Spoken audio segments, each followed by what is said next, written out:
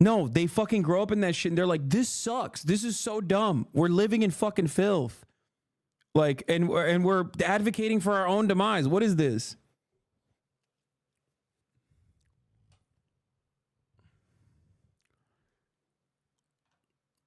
Anyway.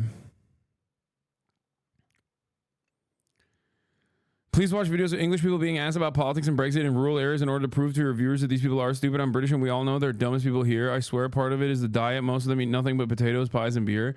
Like, I also still feel bad for them. Okay? But this is a moment where I'm heated. Okay? I still feel bad for them. I feel bad because, like, they have been led astray. They've been led astray by reactionary charlatans who know exactly how to tug on their fucking heartstrings and tell them, oh yeah, dude, look around. Things are worse, right? Things are worse.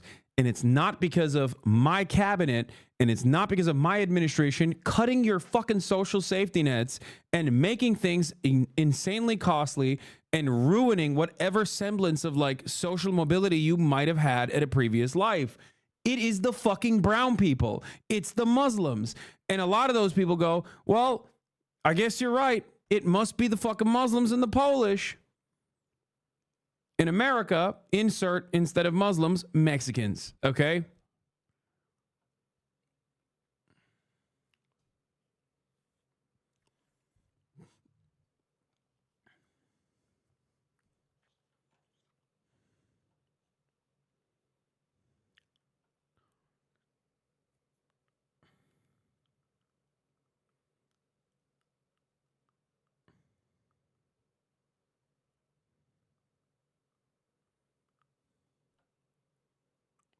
My libertarian father-in-law unironically believes that the USA will be a safer place if every single person carried a gun at all times. I love that because that means babies have to carry guns.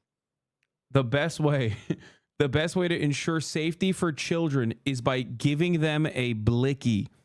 A baby with a blicky.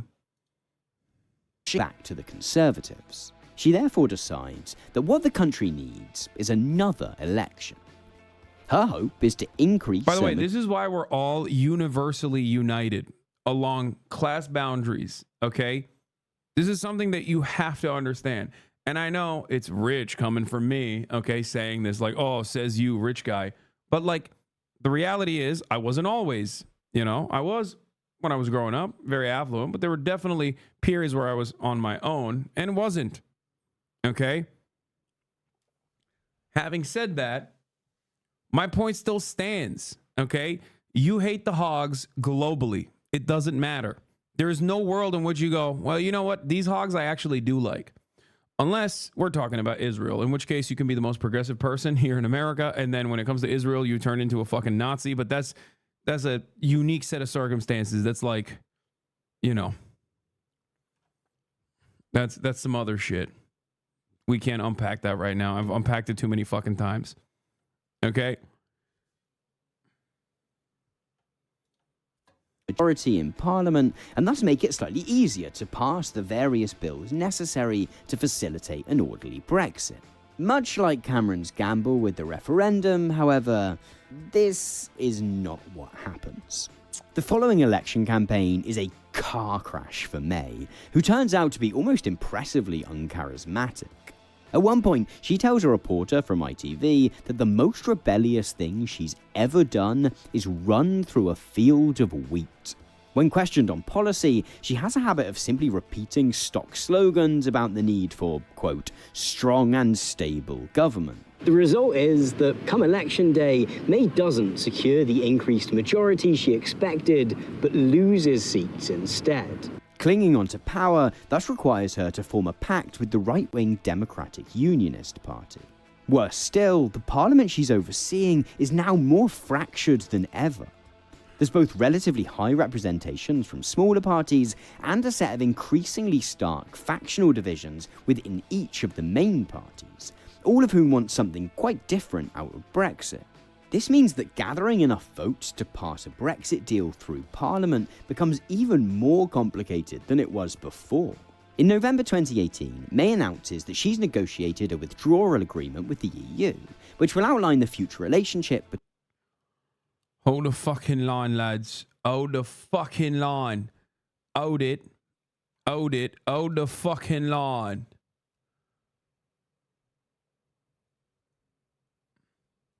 We're back. We're back. We're back, lads. We're fucking back. Come on, England. Score some fucking goals. We're back. Oh, we're going away again. We're back and we're going away again. Again and again and again.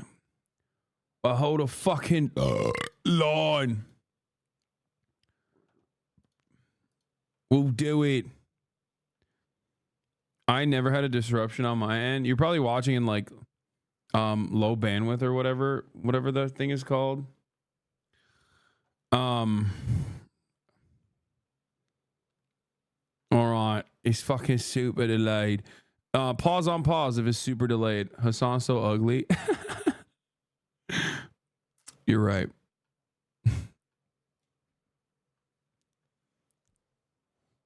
All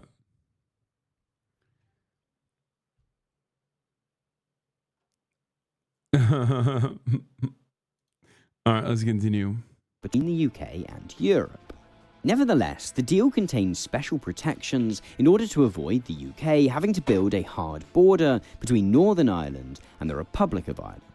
And while these protections are intended to avoid any disruptions or complications to the Northern Irish peace process, for the most committed Brexiteers, they represent an unforgivable failure to completely detach from the EU. After 3 failed attempts to get her agreement through Parliament, May decides that she's had enough. Once again, the nation tunes in to watch a Conservative Prime Minister stand in front of 10 Downing Street and announce that they're going to walk away from their responsibilities. The fog of failure and defeat becomes harder to ignore. With the UK's top job vacant once again, Boris Johnson decides that his time has come, and his fellow Conservatives clearly agree. He sweeps the subsequent leadership contest and officially takes over as Prime Minister on the 24th of July 2019. Johnson's approach differs from May's in 2 key ways.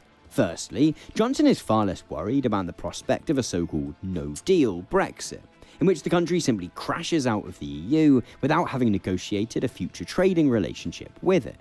Secondly, he's much more ruthless in his attempts to outmaneuver his opponents. In August 2019, Johnson takes the extreme decision to drive to Buckingham Palace and to persuade the Queen to effectively suspend Parliament for a month. His goal is partly to silence his critics within Parliament, but also to essentially run down the clock on Brexit negotiations, to the point either that the EU is forced to accept greater concessions on any deal, or that a no-deal Brexit happens by default. This move has the effect of irritating basically everyone. The Supreme Court rules his suspension of Parliament to have been illegal, and Johnson is forced to return to a House of Commons that is somehow now even more divided than before. He thus decides that what the UK needs is another election. And this time, well, it actually does go to plan. Johnson campaigns using another 3 words. Get Brexit done. Brexit means Brexit.